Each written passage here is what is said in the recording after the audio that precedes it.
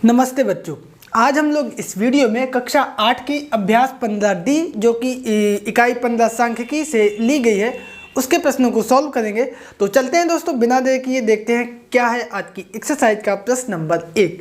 तो यहाँ पर प्रश्न जो है वो हमारे चित्र जो आयत चित्र है सांख्यिकी के आंकड़ों को प्रदर्शित करने के लिए उससे संबंधित प्रश्न है। तो सबसे पहले एक आयत चित्र हमें दिया गया है और इससे संबंधित कुछ प्रश्न दिए गए हैं, तो इनके आंसर हमें इसी आयत चित्र से ढूंढ के बताने हैं। ठीक है, तो सबसे पहला है कि सबसे अधिक शिक्षार्थी किस ऊंचाई में है।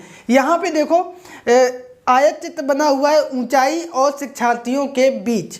तो ये देखो ऊंचाई लिखी है 145, 50, 55। अब 145 से 50 इसके बीच कितने शिक्षार्थी हैं? ये 2। इसी तरीके से 50 और 55 के बीच 9। इसी तरीके से 55 और 60 के बीच ये 10 और 12 के बीच में आ रही संख्या 11। ठीक है, इसी तरीके से 60 और 65 के बीच में 10 शिक्षार्थी आ रहे हैं। इसी तरीके से 65 और 70 के बीच में 6। ठीक है, इसी तरीके से 70 और 75 के बीच में 3 शिक्षार्थी आ रहे हैं। ठीक है, इधर भी 2, इधर 9। ठीक, अब जो भी प्रश्न पूछ रहा है वो हम आंसर देते चले जाएंगे। सबसे पहले सबसे अधिक शिक्षार्थी किस ऊंचाई वर्ग में है। तो सबसे ऊंची बिल्डिंग किस उसमें है, आयु वर्ग में। तो सबसे ऊंचा ये 11 है और ये है 155 से 160 सेमी। तो यही आंसर हो जाएगा 155, ठीक है, से 160 सेमी।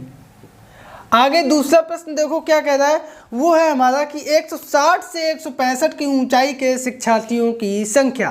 तो 160 से 65, 60 से 65 के बीच 10। तो यही हमारा 10 शिक्षार्थी क्या हो जाएगा, आंसर हो जाएगा। ठीक है, आगे कह रहा है कि 160 से कम ऊंचाई के कितने शिक्षार्थी हैं। 160 से कम, अब देखो आप यहाँ पे 160 है, अब इससे कम यानी यहाँ से जितने भी इधर हैं सभी हमें जोड़ने हैं। तो ये 11, 11 9 20, 20 और 2 22। तो ये हमारा हो जाएगा 11 धन 9 धन 2 बराबर 22। ठीक है, और ये 22 हमारा जो है शिक्षार्थी आंसर आ जाएगा। आगे कह रहा है सबसे कम शिक्षार्थी किस ऊंचाई वर्ग में है। तो सबसे कम छोटी बिल्डिंग किस में है, 145 से 150 सेमी। तो ये हम लिख देंगे 145 से 150 सेमी।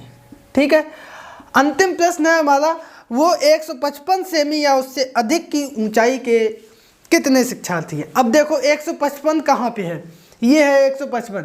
तो इससे अधिक इस तरफ जाएंगे हम। अब देखो इस तरफ 11, 10, 6, 3, इनको हमें जोड़ना है। ठीक है, दिखाई दे रहा आपको, इधर लिख दे रहे 11 धन 10 धन 6 धन 3। 11 और 10 कितना हुआ, 21, 21 और 6 27, 27 और 3 30 हो गए। ठीक है, तो यही हमारा 30 क्या आ जाएगा, आंसर आ जाएगा 30 शिक्षार्थी। ठीक है, तो ये था हमारा प्रश्न नंबर 1। आई होप कि आप लोग इसको समझ गए होंगे, बहुत आसान प्रश्न है। और अब हम लोग चलते हैं प्रश्न नंबर 2 पर। तो बच्चों यहाँ पर हमारा दूसरा प्रश्न दिया गया है कि निम्नलिखित बारंबारता बंटन सारणी में 60 शिक्षार्थियों के प्राप्तांक दिए गए हैं। अब ये जो प्राप्तांक हैं 0 से 10 के बीच में 2 बच्चे हैं, 10 से 20 अंकों के बीच में 4 बच्चे हैं, 20 से 30 के बीच में 5, 30 से 40 के बीच में 8, 40 से 50 के बीच में 12, 50 से 60 के बीच में 15, 60 से 70 के बीच में 9 और 70 से 80 के बीच में 5 शिक्षार्थी हैं। तो इनको हमें आयत चित्र के माध्यम से इन आंकड़ों को प्रदर्शित करना है। ठीक है, तो उसके लिए सबसे पहले हमें पैमाना मानना पड़ेगा और पैमाना हम एक्स अक्ष और वाई अक्ष पे ये हमने बना लिया है। ये हमारा एक्स अक्ष होता है और ये हमारा वाई अक्ष होता है। ठीक है, तो इसमें जो है इस पे हमने एक्स अक्ष पे 0 से 10 के बीच ये हमने 2 सेंटीमीटर लिया है, 2 सेंटीमीटर यानी 1 सेंटीमीटर बराबर 5 अंक, 5 प्राप्तांक। और इधर 1 सेंटीमीटर बराबर 1 शिक्षार्थी लेके हमने माना है। तो यहाँ पे हम लिख देंगे एक्स अक्ष पे 1 सेमी बराबर 5 प्राप्तांक और दूसरा है हमारा वाई अक्ष पे 1 सेमी बराबर 1 शिक्षार्थी। ठीक है, आप जो है दूसरा भी पैमाना मान सकते हैं। अगर छोटा पैमाना मानेंगे तो चित्र बड़ा हो जाएगा, नहीं तो चित्र छोटा हो जाएगा, बस इतना अंतर आएगा, बाकी कोई अंतर नहीं होगा। अब देखो 0 से 10 के बीच में 2 शिक्षार्थी है, तो 0 से 10 के बीच में 2 शिक्षार्थी हैं, तो ये 2 के ऊपर तक हो गया। इसी तरीके से अब देखो 10 से 20 के बीच में 4, तो ये 4 यहाँ तक है, तो ये 10 से 20 के बीच में 4 हो गए, इस तरीके से बन गया। इसी तरीके से 20 से 30 के बीच में 5, तो 20 से 30 के बीच में ये स्पेस है, और 4 और 6 के बीच में 5 होगा यहाँ पे, तो ये इस तरीके से 5 हो गया। अब 30 से 40 के बीच में 8, 30 से 40 के बीच में 8 ये आएगा इधर, ये हो गया 30 से 40 के बीच में 8। अब इसी तरीके से 40 से 50 के बीच में 12, तो ये 8 यहाँ पे, 12 कहाँ पे, यहाँ पे आएगा, तो ये जो है 40 से 50 के बीच में हो गया। इसी तरीके से देखो 50 से 60 के बीच में है 15, तो 14 और ये 16, ये तो 15 आएगा यहाँ पे इसके बीच में, ये हो गया 50 से 60 के बीच। अब इसी तरीके से 60 से 70 के बीच में है 9, तो ये देखो यहाँ पे 10 और 8 के बीच में आएगा 9, ठीक है। और 70 से 80 के बीच में है 5, तो ये 2 2 4 और ये 5। तो इस तरीके से आपने देखा कि ये आयत चित्र हमारा बनके कंप्लीट हो गया है, और यही था इस प्रश्न का आंसर। आई होप कि आप लोग आयत चित्र बनाना सीख गए होंगे।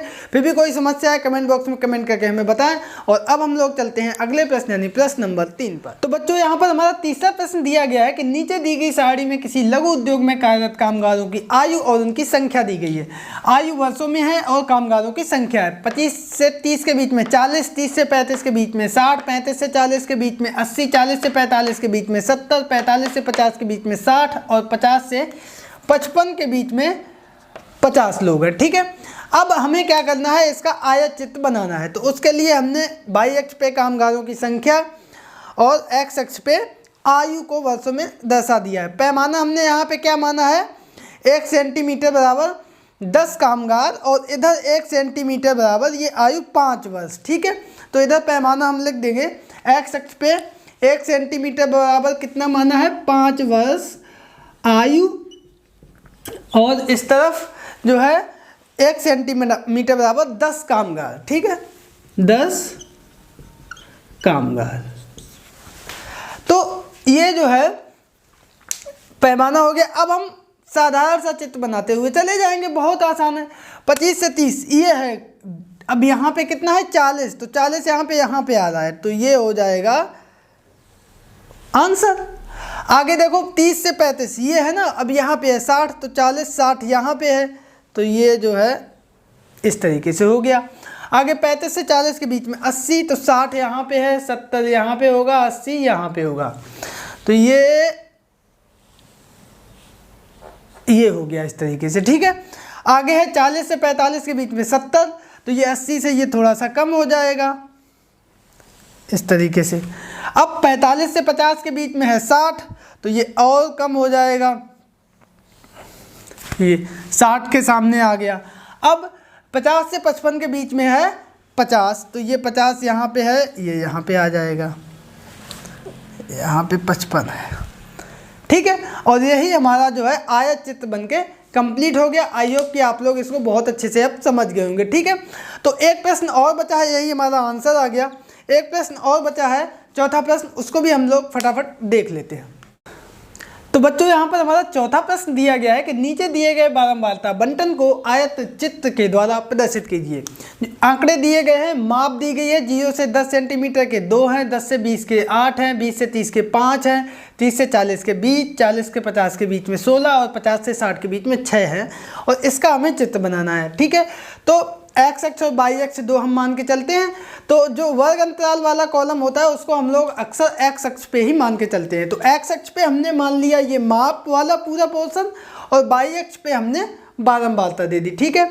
अब इसमें पैमाना हमने क्या रखा, तो सबसे पहले हम लोग वो देख लेते हैं। तो पैमाना है ये 5, x अक्ष पे 5 सेंटीमीटर, 1 सेंटीमीटर बराबर 5 माप, ठीक है। और y अक्ष पे हमने माना है 1 सेंटीमीटर बराबर 2 बारंबारता, ठीक है।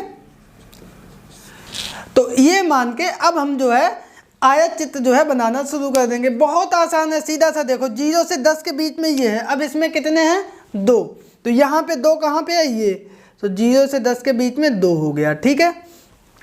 अब 10 से 20 के बीच में 8, तो 8 यहाँ पे है, तो ये हो गया। ठीक है, अब इसी तरीके से 20 से 30 के बीच में 15, तो 14 और 16 के बीच में 15 यहाँ पे आएगा, तो ये हो गया 20 से 30 के बीच। इसी तरीके से 30 से 40 के बीच में 20, तो ये 16 के ऊपर, ये बिल्कुल ऊपर टॉप पे है 20, तो ये हमारा आएगा इस तरीके से।